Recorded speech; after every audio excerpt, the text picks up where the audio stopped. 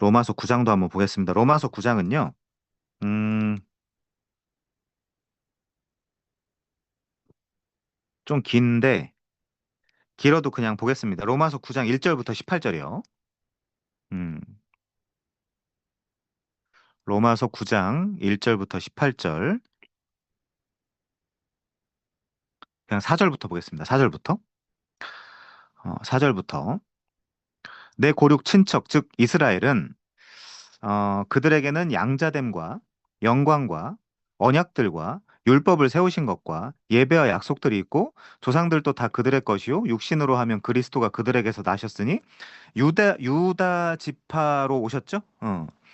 그때도 이야기했다시피 아담의 열대손이 노아였고 노아의 열대손이 아브라함이었고 그렇게 이제 연결이 되는 거죠. 아브라함 쪽에서 아브라함, 이삭, 어, 야곱, 요셉, 요 이제 요 야곱이 이제 또 유다를 낳고 유다 쪽에서 이제 다윗을 낳고 다윗 그 족보가 연결이 되고 여기서 이제 예수님이 오시잖아요. 그래서 예수님은 유다 지파입니다. 그래서 지금 9장 4절 5절에 보면 그런 얘기가 나와 있고요. 5절 조상들도 그들의 것이 육신으로 하면 그리스도가 그들에게서 나셨으니 그는 만물 위에 계셔서 세세의 찬양을 받으실 하나님이시라. 요것만 봐도 예수님은 누구라고요? 하나님이시죠. 제 2위격의 하나님이십니다. 그러나 하나님의 말씀이 폐하여진 것 같지 않도다. 이스라엘에서 난 그들이 다 이스라엘이 아니요 또한 아브라함의 씨가 다 그의 자녀가 아니라 그래서 어, 아브라함의 씨라고 해서 다 그의 자녀가 아니라 뭐가 중요하냐? 오직 이삭으로부터 난 자라야 네 씨라 불리리라 하셨으니 곧 육신의 자녀가 하나님의 자녀가 아니요. 요게 이제 하갈과 이스마엘 같은 사람들이 착각할 수 있는 거죠. 오직 약속의 자녀가 씨로 여기심을 받느니라. 약속의 자녀는 나중에 설명하겠습니다마는 믿음의 자녀로 등치시켜서 우리가 이해할 수 있습니다. 자, 9절이요. 약속의 말씀은 이것이니 명년 이때에 내가 이르리니 사라에게 아들이 있으리라 하심이라. 그뿐 아니라 또한 리브가가 우리 조상 이삭 한 사람으로 말미암아 인신하였는데 자, 여기서부터 중요합니다. 그 자식들이 아직 나지도 아니하고 무슨 선이나 악을 행하지 아니한 때에 택하심을 따라 되는 하나님의 뜻이 행위로 말미암지 않고 근데 우리 대부분은 행위 때문에 내가 예정이 안 된 건 아니냐 이렇게 이제 걱정을 많이 하죠. 근데 전혀 상관이 없습니다. 사실 성경을 보면 하나님의 뜻이 행위로 말미암지 않고 오직 부르시는 이로 말미암아 서게 하려 하사 리브가에게 이르시되 큰 자가 어린 자를 섬기리라. 이게 일방적으로 하나님이 말씀하신 거죠. 여기 큰 자는 에서입니다. 어린 자는 야곱이죠. 그러니까 얘네가 태어나서 뭔가 행하기도 전에 하나님의 결정에 의한 거죠. 그게 프로오리조입니다. 자, 기록된 바 내가 야곱은 사랑하고 에서는 미워하였다 하신 과 같으니라. 말라기 4장을 인용한 거죠. 그런즉 우리가 무슨 말을 하리요? 자, 이제 여기서부터 중요합니다. 그렇다 한들, 그래서 야곱을 장자 삼고 에서를 오히려 차자로 격하시킨다 해서 그렇다 한들 우리가 무슨 말을 할 거냐? 하나님께 불의가 있느냐? 그럴 수 없다. 그럼 하나님께 불의가 있다라고 하는 자는 누구예요? 이 하나님을 선하다라고 믿지 않는 자들이죠. 선하다라고 믿지 않는 자들이죠. 받아들이지 않는 겁니다. 지금 성경 메시지를. 음.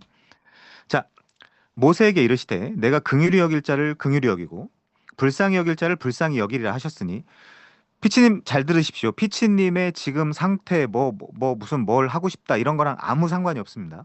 음. 뭐 사실은 화장을 해야 되겠다. 뭐 치마를 입어야 돼. 아무 상관이 없습니다. 그런 거랑. 모세에게 이르시되 내가 긍휼히 여길 자를 긍휼히 여기고 불쌍히 여길 자를 불쌍히 여기리라 하셨으니 그런즉 원하는 자로 말미암음도 아니요 다른 박질하는 자로 말미암음도 아니요 오직 긍휼히 여기신 하나님으로 말미암음이니라. 17절 성경이 바로에게 이르시되 자 이거 잘 보세요. 그 이집트 제국이죠. 애굽 이거 이집트 제국의 왕인데 이렇습니다. 왕의 그 이집트 제국의 왕의 현실이 이렇습니다. 내가 이 일을 위해서 너를 세웠대요. 이 일을 위해서 너를 세웠다. 그럼 무슨 일을 위해서요? 바로라는 이집트 제국의 왕을 세운 이유가 뭐냐? 그냥 하나님이 어떤 분이신가를 드러내기 위해서 세운 거지. 너는 그렇게 대단한 존재, 파라오, 대단한 존재가 아니야. 네, 그렇게 이야기하는 겁니다.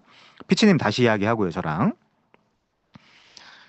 어, 내가 이 일을 위하여 너를 세웠으니 곧 너로 말미암아 내 능력을 보일 거야. 내 이름이 온 땅, 네 이름이 아니라. 파라오 네 이름이 아니라 내 이름이 온 땅에 전파되게 하려고 너를 세운 거야. 그러니까 그만큼 하나님은 위대하고 강대하고 크신 분이시죠. 그런즉 하나님께서 하고자 하시는 자를 긍휼히 여기시고 하고자 하시는 자를 완악하게 하시느니라. 만약에 그렇다라고 하면 음, 누구를 의지하면 됩니까? 만약에 이게 사실이라면 하나님을 의지하면 되는 거죠. 사실은 그렇죠. 19절은 뭐 이제 그릇 비유인데 요거는 그냥 나중에 넘어가고 나중에 설명하도록 하겠습니다. 자, 아무튼요. 그래서 다시 그 웨스트민스터 신앙고백서를 잠깐 설명해 드리면 하나님께서는 영원전부터 가장 지혜롭고 거룩한 자신의 뜻의 계획에 의해 모든 일이 일어날 일을 자유롭고 불변적이게 정하셨다. 요게 교리죠. 그럼 요 교리가 웨스트민스터 신앙고백서를 작성했던 그 당시 151명의 그 신학자들과 정치인들이 짝짝꿍해서 만들어낸 겁니까? 이 교리가? 아니죠. 성경에서 추출한 거죠. 성경에 추출한 거죠. 이 교리를. 지금 제가 읽어드렸던 이 교리는 성경에서 나온 것을 요약한 것이다. 이렇게 설명할 수 있을 것 같아요. 자, 책으로 가면요. 지금까지 우리는 구원에 대해서 살펴봤다. 구원이 왜 필요한가? 1장이었죠. 왜 우리가 구원받아야 되냐? 그리스도 예수 안에서 어떻게 하나님의 객관적 구원 사건이 일어났는가? 그리고 그 객관적 구원 사건을 우리가 어떻게 믿음으로 덧입을 수 있는가? 그래서 객관적 구원 사건과 주관적 구원 사건이 있다라고 했죠. 이거 이제 예수님이 홀로 하시는 거고, 이 주관적 구원 사건은 성령이 우리에게 하시는 거. 이게 이제 구원론의 전부입니다. 덕이본 구원이 어떻게 종말론적 구조를 가지고 있나? 종말론적 구조 기억나시나요? 이렇게 옛 세상과 그리고 옛 자아 그리고 새 세상, 새 세상 요게 이제 우리가 교집합된 요 시기를 살고 있기 때문에 혼란스럽습니다. 두려워요. 복잡합니다. 너무 당연한 거예요, 이게. 분명히 예수님이 승리하셨는데 왜 이렇게 우리는 지고 사탄의 유혹을 받고 사탄은 마치 우는 사자와 같이 삼킬자를 찾으러 다니는가? 옛 세상에도 한 걸음, 새 세상에도 한 걸음 이렇게 양다리 걸치고 있는 역사 그 중간에 살고 있기 때문에 혼란과 두려움과 복잡함을 느끼면서 사는데 이거는 당연한 거다. 걱정할 필요가 없다. 자, 그런 말씀 드렸고요. 거기서 어떻게 제자도의 윤리가 파생하는가? 그리고 우리가 사는 삶은 어떤 삶이 되어야 되는가? 그리고 우리가 바라는 소망은 어떠해야 하는가? 이제 이런 것들에 대해서 앞에서 살펴봤죠. 이제 이 모두를 하나님의 구원의 처음과 끝의 관점으로 한번 생각해 보자. 하나님은 알파와 오메가의 하나님이라 그랬죠. 시작과 끝이다, 마지막이다. 이렇게. 자, 예정을 이해하는데 시간 개념이 중요하다라고 하죠. 굳이 여기 이제 태초라고 이야기하는데 태초가 브레시트입니다. 브레시트. 브레시트. 그 이제 헬라어에서는 아르케죠. 아르케. 음. 이게 뭐냐면 창세, 뭐 태초 이렇게 그 성경에는 그 번역이 되어 있습니다. 자, 예정은 태초를 논하는 건데 그렇다라고 하면 우리의 구원 문제를 시간 순으로 본다면 태초부터 시작해야 맞을 것 같은데 왜 이처럼 구원에 관한 이야기를 김세현 박사님은 뭐 지금 입장이 많이 달라졌습니다. 지금 좀 요 이야기를 동의 안 하시는 쪽으로 가시더라고요. 아무튼 왜 이 이야기를 끝에다가 배치를 했냐? 이게 무슨 말이냐면 왜 앞에 이 모든 주제를 다루고 나서야 마지막에 프리데스티네이션 이 예정론을 다루는 거냐? 그 이야기를 하려고 합니다. 자, 우리가 구원을 논할 때 태초라는 시점에서 시작할 것이 아니라 예수 그리스도 안에 나타난 구원 사건부터 논해야 된다요. 이 문장이 무슨 얘기냐면 다음 페이지에 나오는데 이런 그림을 그릴 수 있습니다. 예수님 시대를 이렇게 한다라고 하면 여기가 태초죠. 여기가 이제 종말 끝나고 이제 재림이죠. 음. 자, 여기서부터 요 태초라는 시점에서 시작할 것이 아니라 요 때부터 그 예수 그리스도 안에 나타난 구원 사건부터 논해야 된다라고 합니다. 좀 이따 또 설명을 할게요. 우리가 예정을 올바로 이해하지 못할 때, 이제 사실 피치님도 마찬가지인 건데, 이 예정 교리의 오묘함이 완전히 도취되어 도리어 우리를 불안하게 하고 괴롭히는 교리로 다가올 수도 있다. 그러니까 완전히 예정론을 잘못 이해하고 있는 겁니다. 이거는 성경에 아무도 성경의 기자들 중에 아무도 하나님의 예정은 분명히 있어. 근데 나 너무 불안하다. 나 예정이 안 돼 있으면 어떡하지? 라는 문맥에서 기술한 사람이 아무도 없어요. 원래 그 목적도 아니고요. 예정론이라는 것 자체가. 자, 사실 예정의 교리는 잘 이해를 하면 우리한테 위로를 준다는 거죠.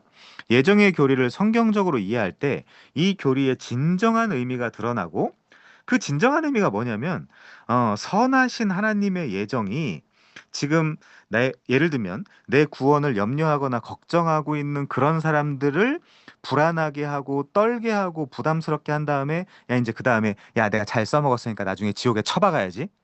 그게 아니라는 거예요. 그러니까 하나님의 속성과 성품을 모르는 거죠.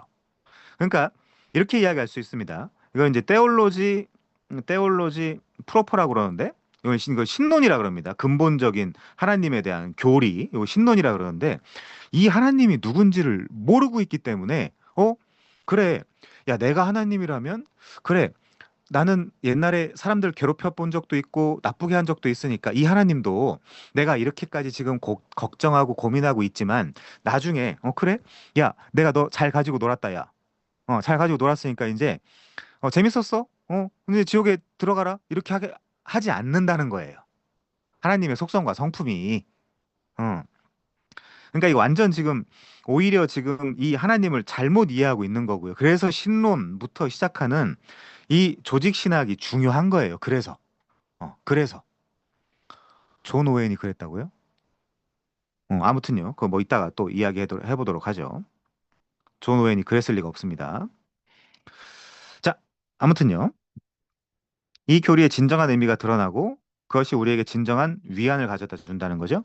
예정의 교리를 바르게 이해하기 위해서는 무엇보다 올바른 관점을 가지는 것이 가장 중요하다.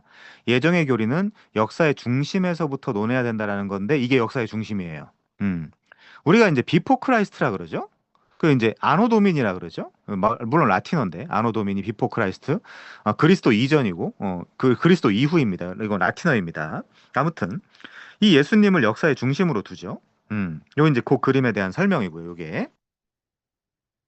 자, 그리스도인들은 그리스도 안에 하나님의 구원이 일어났다라고 고백을 하며 그 안에 하나님의 계시가 완전히 일어났다라고 믿습니다. 이거 너무 당연하죠.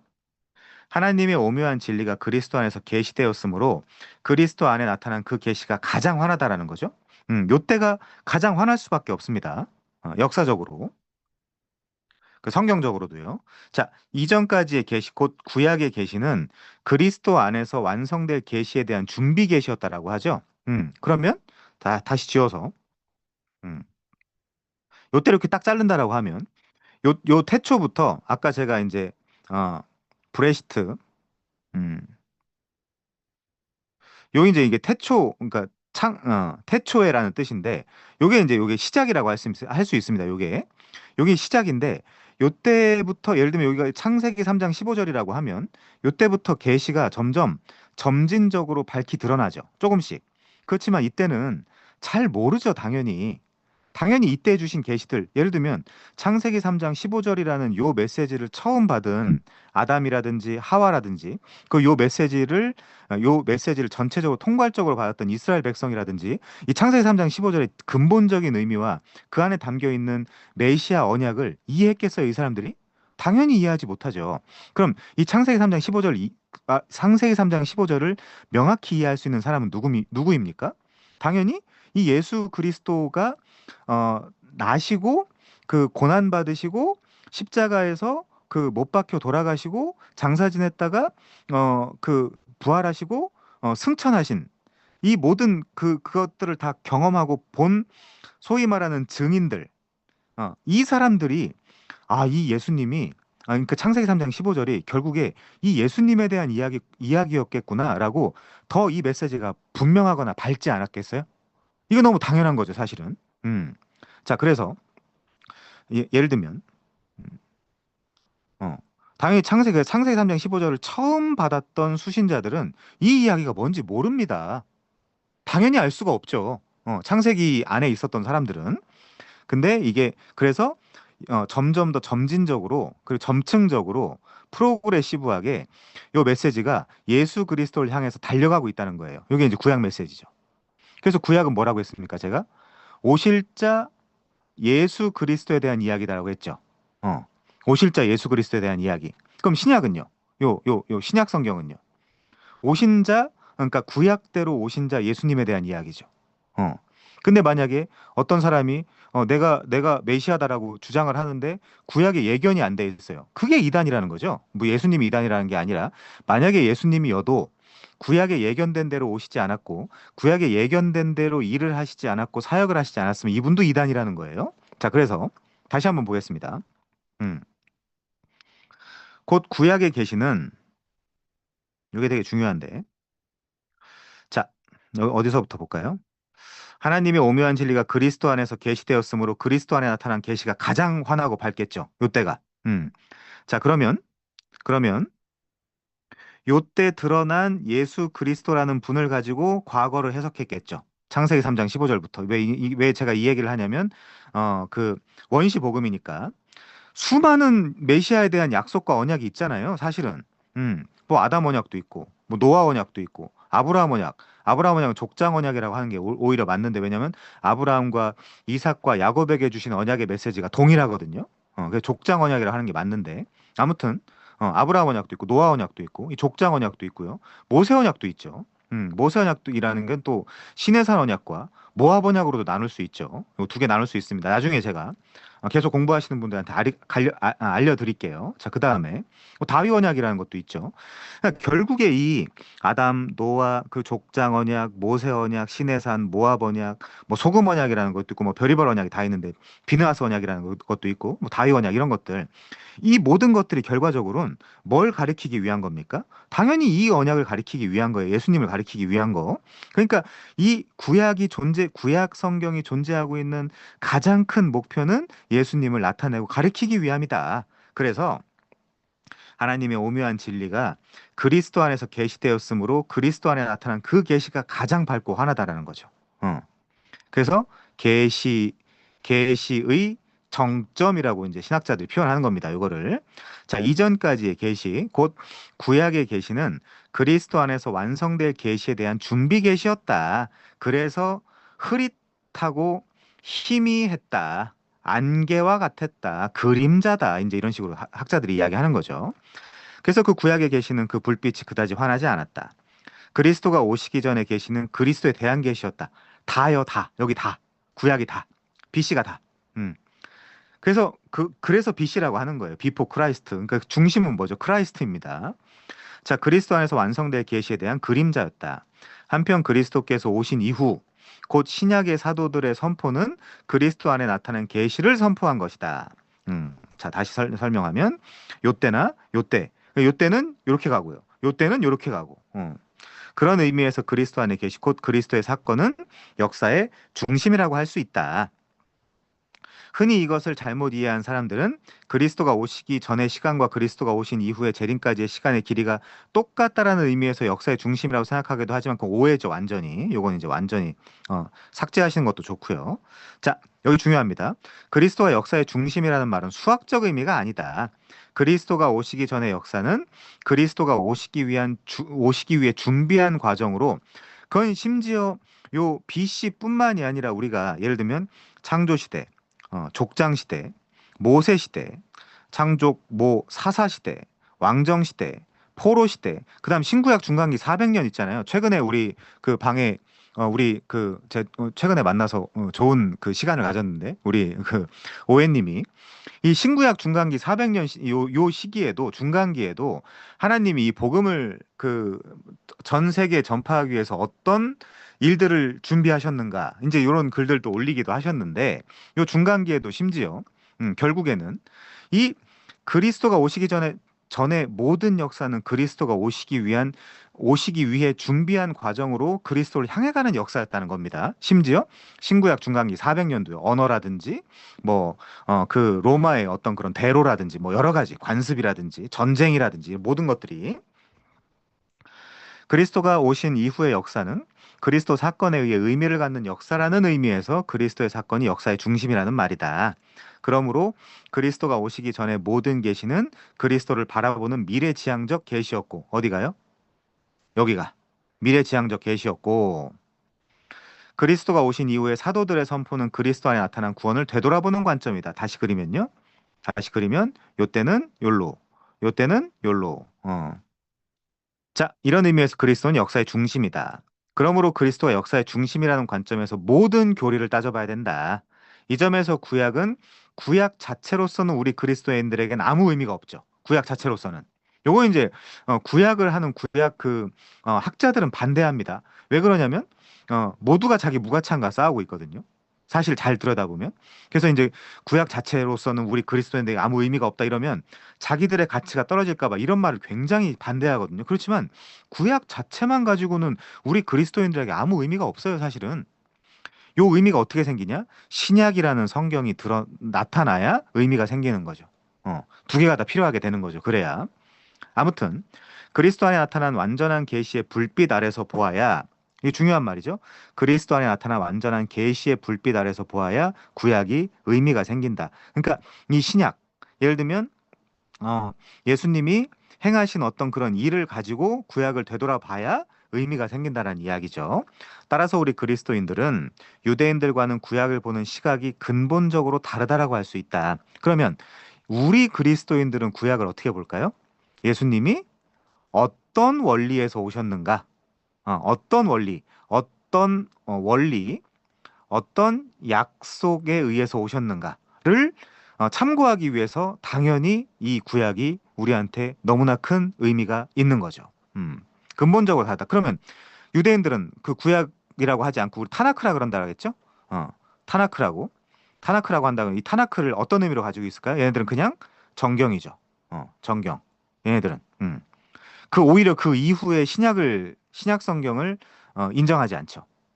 이 사람들은. 그런 이제 그런 식으로 근본적으로 의미들이 다른 겁니다. 자, 그다음에 마찬가지로 미래도 그리스도의 계시의 불빛 아래서 보아야 올바르게 이해할 수 있다. 하나님이 그리스도 안에서 완전히 계시하셨고 그리스도 안에 계시의 불빛이 가장 환하기 때문이다. 사도들이 어떻게 선포했냐? 이 사도들은 다 유대인들이었습니다. 그래서 구약을 전부 다 알고 있는 사람들이었고요. 그래서 그 구약을 가지고 신약 성경을 썼다라 그랬죠. 그래서 모두 이 신약 성경을 해석할 때는 이 구약을 가지고 해석을 해야 된다라고 말씀드렸습니다. 자, 그리스도 안에 계시가 나타난다라고 했다. 그러므로 사도들이 선포한 내용, 케리그마라 그랬죠. 그리스도 안에 나타난 계시와 다르다면 그들이 선포는 올바른 것이 아니다. 그러면서 예를 들면 AD 91년경에 짬니와 그 종교 회의, 그리고 397년에 카르타고 종교 회의에서 여기서 이제 여기서 이제 신약을 컨퍼메이션 추인했거든요. 성경을 요 회의에서 추인했는데 여기서 많이 빠져나갔어요. 뭐 헤르메스의 목자라는 서신이라든지 뭐 여러 가지. 그래서 왜 그러냐? 그리스도 안에 나타난 계시와 다르다면 그들의 선포는 올바른 것이 아니기 때문에 위경이라든지 외경이라든지 뭐 이런 것들이 다 이런 회의하면서 빠져나간 겁니다. 자, 아무튼 올바른 계시가 아닌 것이다. 오늘날에도 예언을 받았다는 사람들이 많은데 그 사람들이 그리스도 안에 나타난 계시와 근본적으로 어긋난 예언을 한다면 모두 가짜다. 무슨 신사돈 이런 싸구려들이 있거든요. 이건 사실 진짜 싸구려인데 전 이걸 믿는 사람들 진짜 이해가 안 가요. 어떻게 어떻게 사람으로 태어나서 그 신사도를 따라다닐 수 있냐? 신천지 뭐 이런 거 있잖아요. 이런 것들. 자, 그렇게 살면 안 됩니다. 예전 교리는 계시의 밝은 빛에 비추어서 해석을 해야 된다. 그 밝은 빛이 뭐라고 했습니까? 예수님. 그런데 이 계시의 불빛은 양쪽으로 멀리 비출수록 희미해진다. 당연하겠죠? 이렇게 한번 넓게 그려본다라고 하면 요 과거로 갈수록 희미해지겠죠. 그리고 요 십자가에서 미래로 갈수록 희미해지겠죠. 왜냐하면 시간이 많이 흐르니까요. 이 계시의 불빛은 양쪽으로 멀리 비출수록 희미해진다. 왼쪽은 태초, 저쪽은 종말, 재림인데 중간의 불빛이 양쪽으로 비출수록 희미해진다. 중간이 제일 환하다. 계시의 정점. 그리스도 안에 나타난 계시가 가장 밝고 환하다. 그렇게 하여 우리의 구원에 필요한 것을 완전히 다 보여주고 있다. 태초와 종말이라는 표현보다 재림이 낫겠습니다. 태초와 재림에 관한 계시의 불빛은 인간의 죄에 의해 가려지고 인간의 어두운 지혜에 의해서 가려지고 인간의 여러 가지 부족함들로 인해 가려지고 희미하다. 그래서 바울은 종말에 대해서 거울을 보는 것 같이 희미하다라고 했다. 요 부분은 그냥 넘어갈게요. 중요하지 않으니까. 음. 자, 하나님을 하나님은 우리를 잘 아시지만 현재 우리는 완전한 지혜로 하나님을 알지 못한다. 그러나 종말에 대해서 우리의 구원에 필요한 우리의 의 소망을 지탱하는 데 필요한 지식은 다 알 수 있다는 거죠. 그래서 칼빈이나 이런 사람들이 뭐라 그래요? 우리가 신앙생활 하는 데 있어서 무엇을 믿을지 그리고 어떻게 살지에 대한 그 정도의 지식은 성경에 다 게시되어 있다. 이 얘기가 그 얘기입니다. 자, 다시요. 종말에 대해서 우리의 구원에 필요한 우리의 믿음의 소망을 지탱하는 데 필요한 지식은 다 가지고 있다. 이렇게. 계시의 불빛이 그만큼은 환하게 비춰지고 있다. 그러나 종말이 언제 올지, 이거 이제 물론 재림입니다. 종말은 제가 지난 시간에 그랬죠? 초림부터 재림까지의 전체 기간을 신학에서 종말이라고 한다고요. 그래서 이런 표현은 그렇게 어프로프라이트한 것 같진 않고요. 우리 육신의 형제, 친족은 구원을 받을지 모릅니다. 누구는 어떻게 될지, 그리고 우리가 예정을 배우면서 나는 예정되었는지 안 되었는지 이것도 모르죠, 사실은. 음. 그리고 뭐 나 외에 타인이 예정되었는지 안 되었는지 이것도 모르죠. 물론 내가 예를 들면 분명한 신앙 고백을 하고 예수를 시인하고 뭐 이제 여러 가지 나타나고 있는 그런 증거들을 통해서 내가 예정되었구나라는 걸 뒤로 돌아보면서 영망적으로 확증할 수는 있겠죠. 아무튼 우리 육신의 형제 친족은 구원을 받을지 예정이 됐는지 안 됐는지 누구는 어떻게 될는지 뭐 이런 배추도사 무도사와 같은 이런 모든 자세한 것에 대해서는 잘 모른다. 우리가 아무리 요한계시록을 깊이 연구하고 그 상징들을 다 안다라고 하더라도 종말에 대하여 환하게 다 안다라고 하면 그거는 잘못된 신앙이다. 그러면 잘 생각해 보십시오. 믿음이 아니죠. 신앙이 아니죠. 현실이죠. 다 안다라 그러면. 그냥 현실을 사는 거죠. 근데 믿음은 뭐냐면 내 눈에 이루어지지 않고 보이지 않지만 마치 보이고 이루어진 것처럼 받아들이고 사는 걸 신앙이라고 하고 믿음이라고 하는 거거든요. 히브리서 11장에 보면. 아무튼 다 안다라고 주장하면 그 잘못된 신앙이다. 믿음이 아니다. 믿음 생활이 아니고 신앙 생활이 아니다. 그냥 현실이다.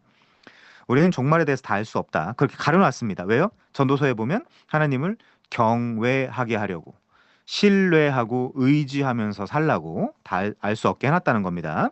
피치님, 다 확증할 수 없어요. 희미합니다.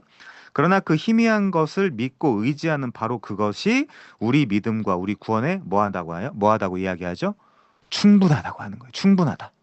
충분하다. 현재 희미하게나마 나타난 그것을 믿고 하나님의 사랑을 의지하는 것이 바로 진정한 믿음이다.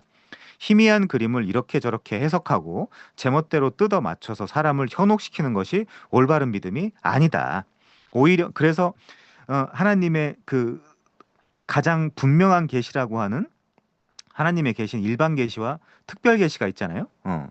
하나님의 계시에는 일반 계시와 특별 계시가 있다. 근데 이 특별 계시에는 뭐 또 세 가지 정도로 나눌 수 있는데 하나님의 현현, 그 기적과 이적, 그리고 말씀 이렇게 나눌 수 있거든요. 이 말씀이 성경입니다. 성경. 그래서 이 성경을 차분하게 그리고 정직하고 정확하게 공부하고 연구하면서 구원에 대해서 알아봐야 되지.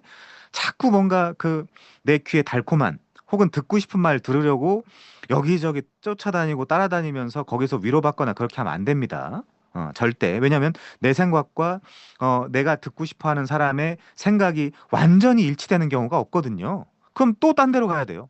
또 딴 데로 가야 되고, 또 다른 사람 찾아서 떠나야 되고, 또 다른 교회 가야 되고. 그래서 우리 방에서도 계속해서 사람들이 하시는 말씀이 뭐냐? 건전한 교회를 찾아서 그 교회 정착해서 어, 사실은 여러 사람의 그 상담을 받으면 안 돼요. 상담도. 왜? 사람마다 생각이 다 다르기 때문에. 그 사람마다 생각이 조금 같다 하더라도 표현 방식이 다 다르기 때문에 그래서 온당한 교회를 찾아가지고 거기서 신앙생활을 하면서 해결받는 게 중요하겠죠. 아무튼 현재 희미하게나마 나타난 그것을 믿고 하나님의 사랑을 의지하는 것이 진정한 믿음이다. 희미한 그림을 이렇게 저렇게 해석하고 제멋대로 뜯어 맞추어서 사람을 현혹시키는 것이 올바른 믿음이 아니다. 오히려 하나님을 의지하지 못하기 때문에, 자, 이게 중요하게 나왔죠, 지금? 원인이 나왔죠. 하나님을 의지하지 못하기 때문에, 이 하나님 선하지 않은 것 같은데? 어떻게 예정을 할 수 있어? 어떻게 유기와 선택의 이중 예정, 더블 프리데스티네이션, 선택과 유기의 이중 예정을 할 수 있어? 이 하나님 착한 거 맞아? 자기가 판단하고 있다니까요? 그럼 누가 더 착한 거예요, 하나님이랑? 내가 있으면. 이 하나님 착한 것 같지 않은데? 내가 더 착하다는 거잖아요. 이게 논리적으로 모순이에요. 그럼 이 사태가 왜 일어난다고요? 선악과 때문에 일어난다니까요. 우리 모두가. 모두가. 자, 자기 지혜로 자기 지혜로 자꾸 헤아리려는 것이다. 666이 교황이든 뭐 쓸데없는 얘기니까요. 이런 게 진짜 싸구려죠, 사실은. 뭐 무슨 바코드니 어쩌니 이런 것들. 그러니까 사람들은 굉장히 종교적이에요. 그래서 자꾸 종교적인 의미를 만들어내고 싶어 합니다. 창출하고 싶어 하고요. 다 쓰레기입니다. 어. 자, 마찬가지로 계시의 불빛이 중심에서 태초로 갈수록 희미해진다. 그러나 태초에 관해 우리는 많은 것을 알고 있다. 구원에 필요한 것은 다 알 수 있다. 창세기, 굉장히 중요한 성경이죠. 태초에 관하여 뭔가 더 알고 싶은 우리의 호기심이 있다. 호기심. 그래서 그때도 잠깐 이야기했지만 이 호기심이 과한 사람에게 칼빈은 어, 그, 그런 쓸데없는 질문하는 사람을 가둬놓기 위한 감옥을 만들고, 제가 일부러 감옥이라고 표현했습니다. 감옥을 만들고 계셨다는 얘기를 답변을 하기도 했죠. 태초에 하나님이 천지를 창조하셨다는데 어떻게 하셨을까? 궁금하죠. 몇 명이나 구원 얻도록 예정하셨을까? 궁금하죠. 그러나 우리는 모른다. 그럼 여기서 아멘하고 그냥 받아들이는 거예요. 수납, 수락, 끝. 왜? 여기서도 하나님을 믿는 거죠. 아, 하나님이 내가 신앙생활 하는데 뭘 믿을까? 그리고 어떻게 살까? 요 정도는 성경에 다 계시해 두셨기 때문에 나는 이 하나님의 선하심과 신실하심을 믿고 요 정도 안에서 만족할 거야. 요게 올바른 신앙생활이라는 겁니다. 자, 역사의 양쪽 끝에 대하여는 신비의 요소가 많다. 그렇죠?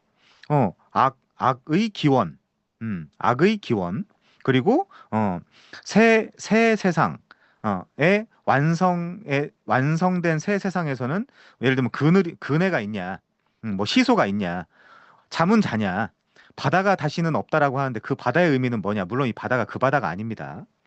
굉장히 중요한 그 심해를 이야기하는 거죠. 아무튼 거 나중에 설명하고요. 역사의 양쪽 끝에 대해서 신비의 요소가 너무나 많다. 그러나 여러 번 강조한 것처럼 우리의 믿음의 현재와 구원의 소망에 대해 필요한 지식은 계시의 불빛, 계시의 완성적 차원에 있어서 신약 그리고 구약 성경에 전부 다 계시되어 있다. 충족하다. 충족하다. 자, 예정 교리의 중심은 그리스도 안에 나타난 계시라고 하죠. 그러므로 예정을 이해하려면 역사의 중심에서부터 되돌아보는 관점으로 보아야 이해할 수 있다. 그렇지 않고 태초라는 생뚱맞게 어느 사람이 예를 들면 역사의 중심 첫 번째는 역사의 중심 이제 예수님이죠. 예수님. 그 두 번째는 나입니다. 왜 나냐? 내가 지금 예수님을 믿고 있는지 안 믿고 있는지는 분명히 고린도후서 13장 5절에 보면 알 수 있다라고 하죠. 이렇게 접근하지 않고 그냥 뜬금없이 태초라는 시점에서부터 시작하면 이 예정의 문제를 이해하려고 하면 할수록 역사 철학적인 억측 속에 빠져서 더 혼란스럽게 된다는 거죠. 그런데 이것이 그런 문제에 빠지기 좋아하는 사람들만 괴롭히면 좋겠는데 최근에 우리 형님한테도 그런 질문을 했는데 어떤 분이 그 방을 초대했는데 그 어떤 그 토론하고 뭐 그런 거 하자라고 초대하셨더라고요. 시간이 없습니다. 그런 거 하기에. 아무튼 그런 문제에 빠지기 좋아하는 사람들만 괴롭히면 좋겠는데 순전하게 주님을 믿고자 하는 사람들까지 내가 과연 예정을 받았는지 안 받았는지 몰라 우리를 불안하게 만드는 것으로 다가오게 하기도 한다. 그러니까 이런 사람들한테 예정은 공포죠. 음. 아무도 바울도 어, 어거스틴도 어, 칼빈도 아무도 이 공포를 주려고 예정론을 이야기하는 게 아니거든요. 어. 근데 이제 사람들이 자꾸 그 사람들이 그게 바울이 됐던 아니면 구약에도 예정론이 나옵니다. 예수님도 그런 말씀을 하시고요. 요한복음에도 이 책에도 보면 나오는데 음. 이 사람들이 공포를 주려고 지금 예정에 대해서 꺼내놓는 게 아닌데 어떤 사람이 공포를 갖고 있다라고 하면 이 예정론을 지금 잘못 이해하고 있다니까요. 그런 의도가 아닌데 자 사실 이것 때문에 불안해하는 사람들이 많죠. 음. 이 예정의 교리가 사람을 불안하게 한다라는 것은 이 교리의 원래 의도와는 정반대 효과다. 제가 그런 말씀도 드렸잖아요. 칼빈을 무지성으로 까는 사람 중에 칼빈 책을 읽어본 사람이 한 명도 없다. 만나보면 다 그렇습니다. 칼빈의 어느 책에 몇 파트에 뭐 어디 나오는 이야기입니까? 그럼 얘기를 못 하죠. 자, 태초라는 시점부터 시작하면 내가 예정을 받았는지 안 받았는지 모를 뿐 아니라 누가 예정을 받았는지조차도 알 수 없다. 예정의 교리는 이 문제를 해결하기 위해 고안된 교리가 아니다. 찬양과 찬송과 감사의 문맥에서 등장한다라고 했죠. 자, 그다음 넘어가서요. 음. 예전 교리는 성경대로, 자, 이게 중요합니다. 믿음의 현재. 음. 여기서 이건 분명히 되돌아봐야 돼요. 만약에 믿음의 현재에서 되돌아보는데 아닌 것 같다 그러면 아직은 아닌 겁니다. 이건 어쩔 수가 없어요. 이건 제가 해결해 줄 수 있는 부분이 아니고 존경하는 뽀시래기 님이 해결해 줄 수 있는 부분도 아니에요. 어. 자, 예전 교리는 성경대로 믿음의 현재라는 시점에서 자, 주어 보세요. 내가 그리스도 안에 나타난 하나님의 구원의 계시를 믿음으로 받아들이고 있는 상태냐. 그리고 구원에 대한 확신을 가진 현재에서 되돌아볼 때 확실하다고 얘기할 수 있는 상태냐. 여기서 되돌아봐야 된다는 겁니다. 바로 태초로 가는 게 아니고요. 현재, 지금 지금 내가 어떤 상태냐. 자, 내가 믿음의 현재에서 구원을 받았다는 확신 가운데서 되돌아보면 이런 질문들이 떠오른다. 예를 들면요. 도대체 내가 어떻게 해서 구원을 받았냐? 믿음으로 받았는데 이 믿음이 도대체 내게 어떻게 왔느냐? 내가 믿는 순간에는 내가 믿음으로 그 복음을 받아들이겠다라고 믿음의 결단을 한 것 같은데 믿는 자가 되고 보니 나처럼 영적으로 눈먼 자가 도대체 어떻게 십자가에 못 박히신 예수를 하나님의 아들이라고 받아들이며 그가 나를 위해 죽으셨다라고 받아들이며 구원을 얻게 되었을까? 이런 질문들이 떠오른다는 거예요. 이런 질문들을 다 신앙고백서나 교리문답이나 조직신학에서 다 해결해 줄 수 있는 부분들인 거죠, 사실은. 음. 이런 질문들이 떠오르는데, 자, 믿음으로 받았는데 이 믿음이 도대체 어떻게 내게 왔는가? 선물로 왔다는 거죠. 은혜다. 이렇게. 내가 믿는 순간에 내가 믿음으로 그 복음을 받아들이겠다라고 믿음의 결단을 한 것 같은데, 자, 누구나 알미니안주의로 시작을 합니다. 누구나 내가 믿은 것처럼 시작을 해요. 누구나. 그런데 이렇게 생각을 하는 거죠. 믿는 자가 되고 보니까 야, 나처럼 영적으로 눈먼 자가 도대체 어떻게 십자가에 못 박히신 예수를 하나님의 아들이라고 받아들일 수 있었을까? 선물이었구나, 은혜였구나 하면서 점차적으로 알미니안주의에서 소위 말하는 뭐 그냥 칼빈주의라고 할까요? 칼빈주의로 점차적으로 바뀌어가는 겁니다. 요건 이제 신앙의 성숙이라고 할 수도 있겠죠. 근데 누구나 다 알미니안주의로 시작을 해요. 믿음의 결단. 목사가 뭐 결단 찬송을 합시다라고 해서 나 그때 결단했는데 그 우리 눈에는 그렇게 보일 수 있죠. 인식은 그렇게 할 수도 있죠. 그렇지만 좀 더 사람이 크고 성숙해지면서 야, 나 같은 사람이 어떻게 십자가에 못 박히신 예수를 하나님의 아들이라고 받아들였을까? 그리고 그가 나를 위해 죽으셨다라고 어떻게 받아들였을까? 은혜였구나, 선물이었구나. 그래, 제가 칼빈주의라고 이야기한 거는 칼빈주의가 소위 말하는 테오 THEO 센트리즘, 하나님 센터 중심주의, 하나님 중심주의에서 나한테 선물로 주시고 은혜로 주신 그런 구원이구나 이렇게 이해하면 이게 드디어 알미니안주의에서 칼빈주의로 넘어가게 되는 거죠. 사실은. 칼빈이라는 사람이 싫으면 그 하나님 주권주의도 상관없고 개혁주의도 상관없고 뭐 아무거나 상관없습니다. 그거는 여러분들이 앞에다가 사람 이름을 예를 들면 칼빈을 왜 갖다 붙이냐 이제 이런 거에 대해서 거부감이 있으시면 리포메이션이라고 해도 되고요. 리포메이션이라고 뭐라도 해도 상관없습니다. 그거는. 그래서 어, 많은 사람들은 칼빈주의라고 하지 말고 뭐 어거스틴주의라고 하자고 하는데 사실 똑같게 되죠. 그렇게 되면 찰스 아치나 그런 사람들이 야 칼빈주의라고 하지 말고 어거스틴주의라고 하자 이제 이렇게 이야기하는 사람들도 있는데 그럼 또 다른 사람 이름을 붙이는가 똑같게 되는 거죠. 아무튼요. 이렇게 주님을 믿는 자가 되고 인 결과입니다. 그리고 현재 나의 믿음에 대해서 생각해 봤을 때 자, 분명히 내가 믿기 전에 내가 알지 못하는 사이에 누가요? 성령께서. 이게 주관적 적용입니다. 내게 임하셔서 그의 은혜로 나의 보지 못하는 영적인 눈을 뜨게 하시고 소명 중생이죠. 소명 중생. 소명 중생. 왜? 죽은 자니까. 죽은 자가 자기가 믿을 수 없죠. 그러니까 이런 것들을 배우고 나면 그래 난 죽은 자였는데 에베소서 2장에도 우린 죽은 자라고 되어 있는데 내가 어떻게 예수를 믿었지? 그래. 성령께서 소명과 중생을 시켜주셨지. 이렇게 이제 점점 이해하면서, 칼빈주의로 바뀌어가는 겁니다. 누구나 다 알미니안주의로 시작을 해요. 여기 알미니안주의 아니면서 그 주일학교를 다녔던 사람은 아무도 없습니다. 아무튼요. 칼빈주의는 하나님의 주권주의였군요. 맞습니다. 칼빈주의의 가장 강력한 모토가, 테오. 이게 이제 하나님이죠. 이렇게 하고 센터, 센트리즘 이렇게 씁니다. 여기 센터죠, 이게. 그러니까 하나님이 가운데 있는 하나님이 중심이다. 주의. 하나님 중심 주의죠.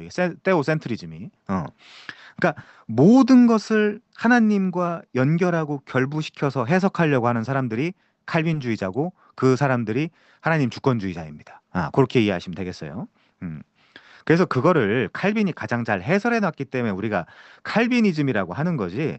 우리가 뭐 칼빈 뭐 무슨 뭐 뭐라고 하나요? 뭐 팬덤도 아니고 뭐 칼빈 얘기할 필요 없죠, 사실은. 음.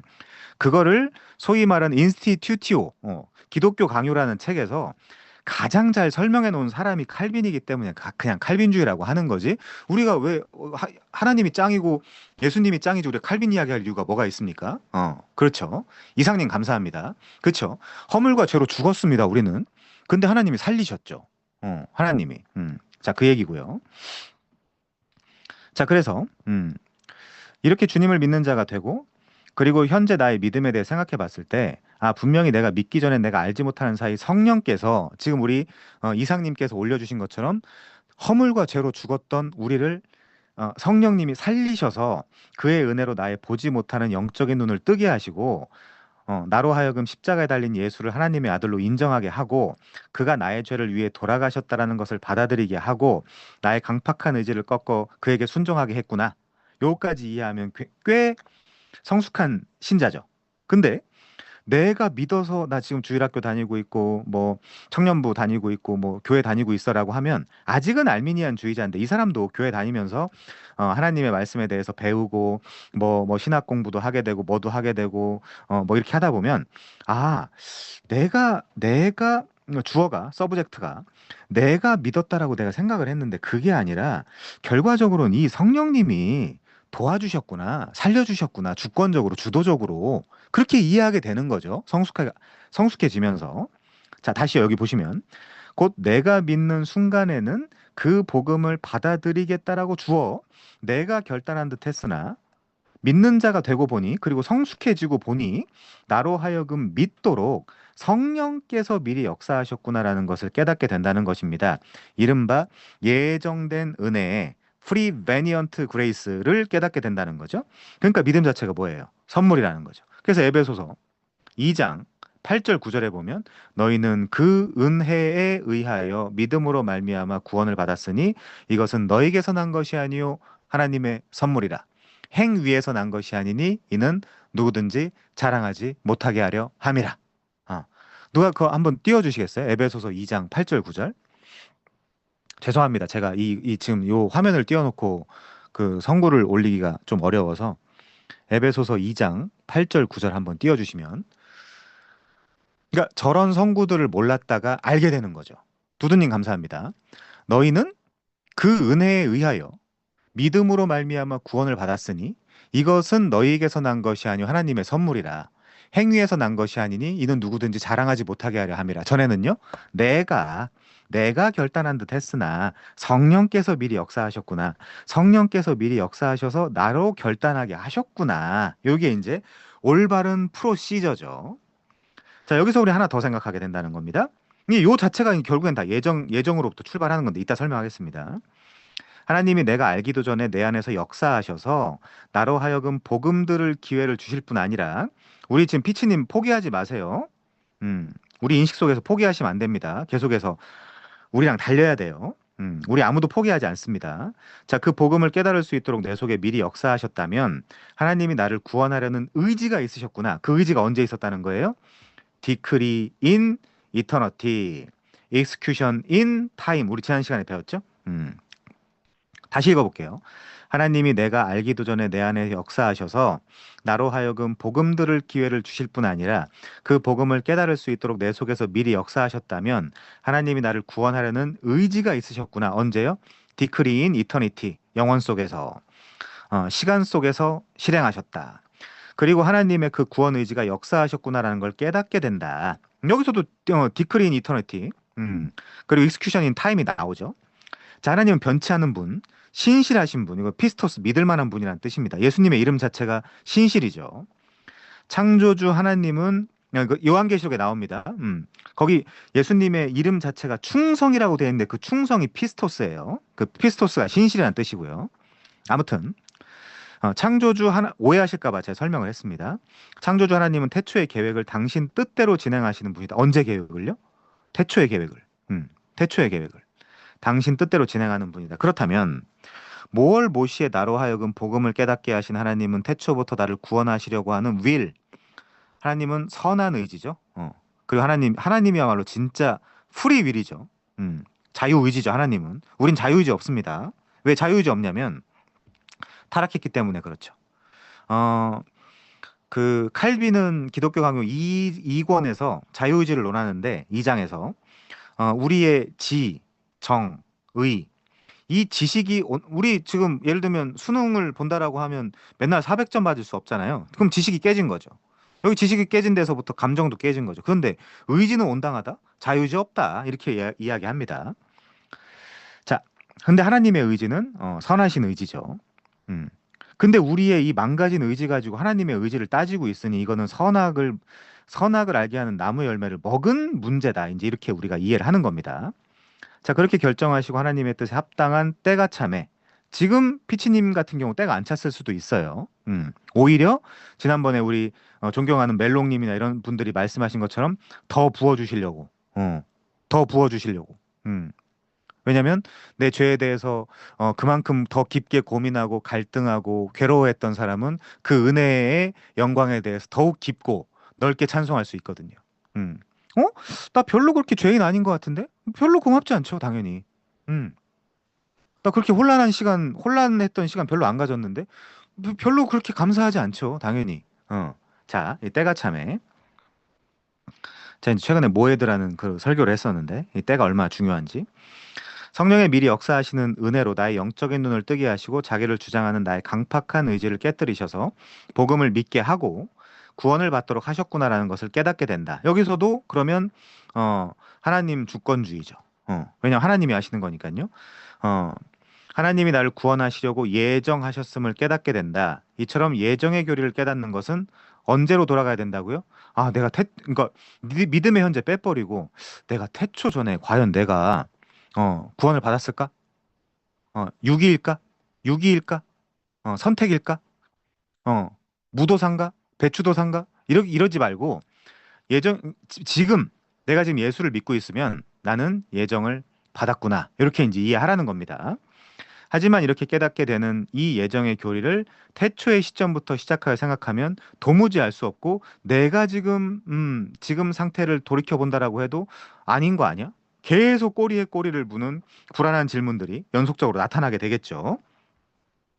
태초에서 시작하면 내가 믿음이 있다라고 하나 직접 예정받아서 구원받았는지 도깨비에 홀려 믿음이 있다라고 했는지 부흥회에 가서 이런데 쓰레기입니다. 절대 가지 마시고요.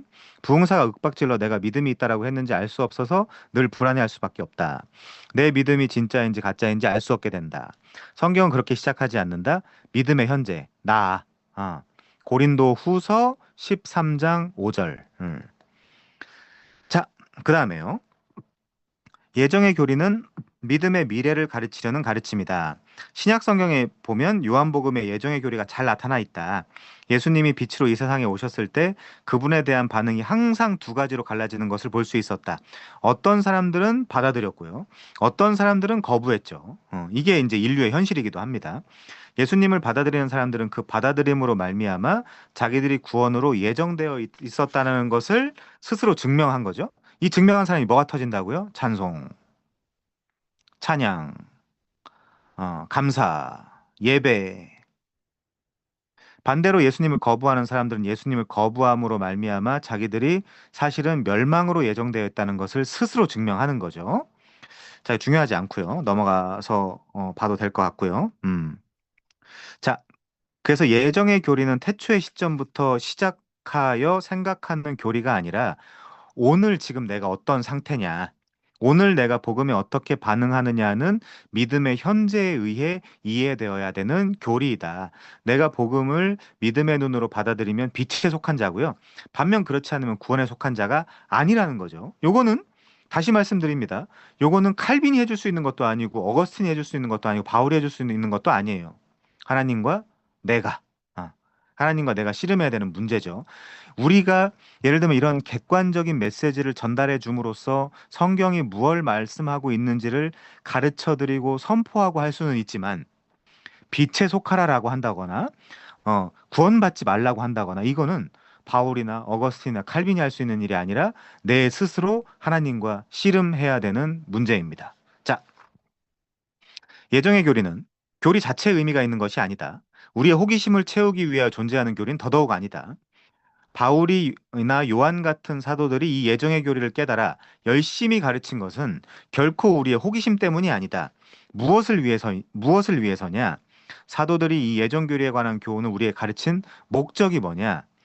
감사와 위로입니다. 사실은 감사와 위로. 잘 보세요. 한마디로 우리 믿음의 미래를 위해서다. 자, 믿음을 갖게 된 내가 현재라는 지금 이 시점에서 나에게 믿음이 어떻게 와서 내가 구원받았는지를 생각해 볼 때 하나님은 신실하시고 변함없으신 분이시니까 태초부터 나를 구원하시겠다라고 예정하신 그 계획대로 구원받았음을 알 수 있다는 것이다. 자, 그래서 제 청교도 존 플라벨의 말을 자주 인용하는데 은혜의 방식이라는 책이 있거든요. 은혜의 방식이라는 책에 뭐라고 나와 있냐? 하나님이 애초에 선하다라는 이유로 야곱이죠. 하나님이 애초에 선하다라는 이유로 당신을 택하지 아니하셨기 때문에 선하지 않다는 이유로 당신을 버리지 아니하실 것이다. 아, 위대한 고백이죠. 음. 자, 하나님은 신실하시고 변함없는 분이니까 이런 분이 태초에 내가 선하다는 이유로 선택한 것이 아니다. 그럼 내가 선하지 않다라고 버리지 않을 거 아니냐. 그게 예정론의 목적이라는 거예요. 자, 하나님은 신실하시고 변함없으신 분이니까 태초부터 나를 구원하시겠다라고 예정하신 그 계획대로 구원받았음을 나는 알 수 있다는 겁니다. 혹은 구원받을 것임이라는 미래. 똑같은 논리로 태초에 나를 구원하시겠다라고 예정하시고 구원에 이르게 하신 하나님, 그 신실하시고 신실하다는 건 믿을만하다라는 뜻입니다. 믿부다, 신실하다 이건 믿을만하다, 믿을 수 있는 분.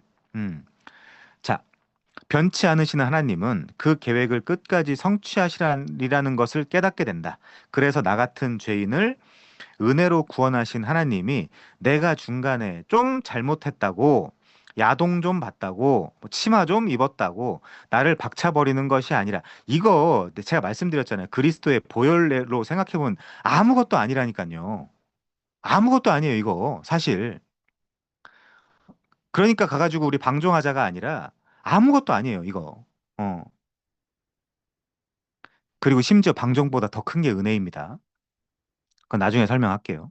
내가 설령 거꾸러지고 믿음이 약해 이리저리 방황하고 죄를 짓더라도 끝까지 나를 지탱하시고 지키셔서 종말에 예수 그리스도가 오셔서 구원이 완성될 때까지 나를 붙드실 것이라는 확신을 갖게 된다. 그러면 이렇게 흔들리고 야동도 보고 치마도 입고 뭐 이거 진짜 아무것도 아니지만 제가 그냥 예시로 든 겁니다. 뭘 한다 하더라도 이, 이 오히려 이 하나님의 선하심 그리고 신실하심 미쁘심 거룩하심, 시건치 않으심, 이런 하나님의 속성들을 신론에서 공부하고 나면 구원이 완성될 때까지 나를 붙드시겠구나, 이분이. 이분이 나를 그냥 가만히 여기 냅두고 여기서 망하게, 혼란스럽게, 이렇게 비참하게, 불쌍하게 버려두지 않겠구나라는 마음이 점점 더 샘솟게 된다는 이야기예요. 어. 예정의 교리는 이와 같은 구원의 확신과 위안을 가져다 주는 교리임을 알 수 있다. 사도 바울도 마찬가지라니까요. 우리가 이제 착각하는 게 뭐냐면 사도 바울은 우리보다 굉장히 끝내주는 사람일 것이다라는 선입견. 아니라니까요. 똑같은 인간이라니까요. 사도 바울도 어, 죄 때문에 고민하고 혼 프로토스 에이미 에고. 내가 죄인들 중에 괴수가 아니라 제일 앞에 있는 사람이다.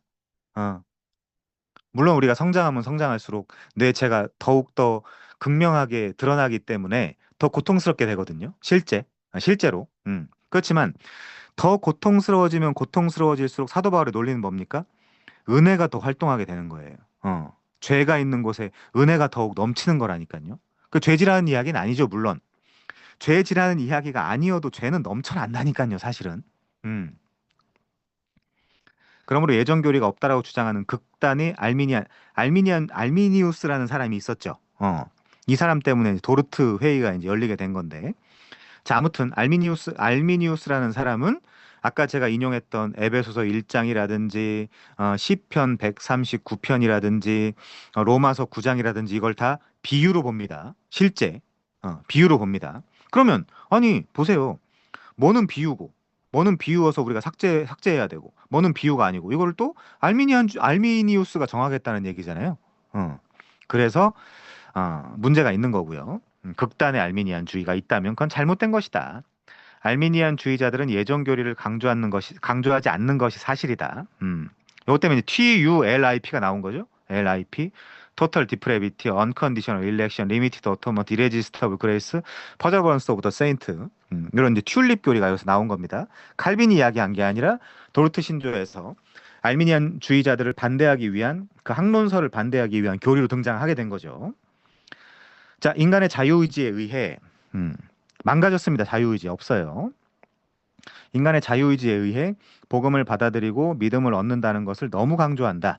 이건 이제 알미니안주의자들이 강조한다는 거지. 루터파나 칼빈주의나 찌빙글리나 이런 사람들은 인간의 자유의지를 존중하지 않았다. 뭐라고 그랬죠? 죄로 자꾸만 기울어 간다라 그랬죠. 어거스틴이나 다 똑같은 표현을 씁니다. 그것은 우리를 매우 불안하게 합니다. 왜 그렇습니까? 하나님의 구원과 계획, 그분의 예정에 의해 내가 전적으로 은혜로 말미암아 구원받았다라는 예정의 교리가 없으면, 자, 잘 보세요. 피치님도 믿음이 내가 하는 자유의지의 결단에 의해서 생기고 구원이 내 믿음에 달려 있다. 그러면 지금이야. 자, 피치님 같은 경우 저도 마찬가지입니다. 지금이야. 성경도 막 보고 싶고 봐야 되고 재밌고 이 신앙생활도 막 관심이 가고 내가 뭐 알아야 돼. 근데 그것도 싹 식을 때가 또 있어요. 사람이 살다 보면. 음. 결혼해서 막 이 사람 결혼한다는 거는 이 남자를 이 여자를 사랑해서 결혼하는 거잖아요. 그것도 식을 때가 있다니까요, 인간은. 그러면 그렇게 자, 다시요. 하나님의 구원과 계획, 그분의 예정에 의해 내가 전적으로 은혜로 말미암아 구원받았다는 예정의 교리가 없으면 믿음이 내가 하는 자유의지의 결단에 의해 생기고 구원이 내 믿음에 있게 된다. 그러면 뭐가 더 불안할까요? 이 하나님, 선하신 카도스, 이 하나님의 구원 계획, 그리고 그분의 예정, 그리고 내가 전적인 은혜로 말미암아 구원받은 거. 여기 1번이 더 불안합니까? 아니면 흔들흔들하는 자, 조변석계. 왜 안 눌러지지? 조변석계. 음. 아침 다르고 저녁 다른. 내가 하는 자유의지의 결단에 의해 구원이 달리고 막 그렇다고 하면 1번이 불안해요, 2번이 불안해요. 전 여기다 맡길래요. 차라리. 어. 자, 여기서 문제는 우리 인간이다. 우린 살다가 믿음이 깊은 계곡으로 빠질 때면 구원을 잃어버리게 되고 반대로 믿음이 올라가면 구원을 회복하는 것이 된다. 그렇게 그것도 느끼는 거죠, 사실은. 이 느낌은 그렇게 중요하지 않습니다. 사실은 인간은 변덕쟁이가 아닙니까? 믿음이 좋으면 할렐루야 하고 나의 형제에게 어려운 일이 생기거나 부모님이 뭐 좀 어려운 일이 생기거나 하면 그리고 삶이 극심한 고난 가운데 처하면 왜 이러나 하고 하나님이 안 계신가 보다 하고 믿음이 바닥나기 일수다. 우리가 그렇게 연약한 자들인데 어떻게 이걸 지금 내가 하겠다라고 이야기하는지 도무지 이해가 안 간다는 거죠. 구원의 근거를 굉장히 탄탄한 베이시스에다 놓거나 파운데이션에다 놔야 되는데 흔들 흔들흔들하는 나한테 가지고 있겠다라고 이야기하는 것 자체가 너무 사실은 말이 안 된다는 이야기입니다.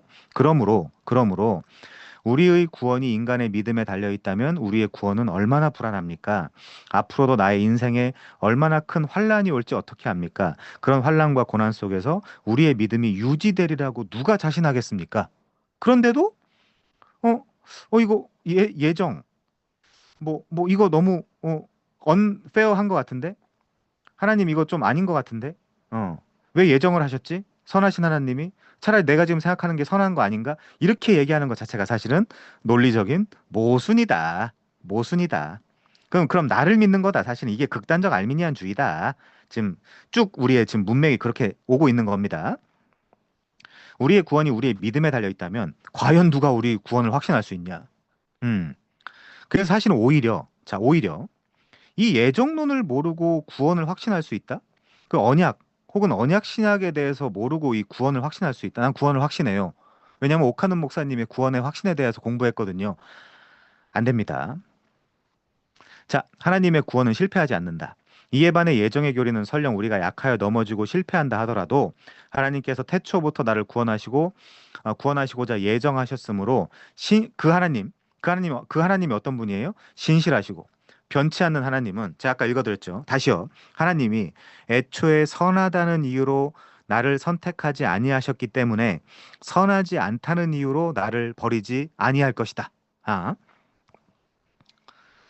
신실하시고 변치 않는 하나님은 끝까지 나를 사랑하시고 야곱 심지어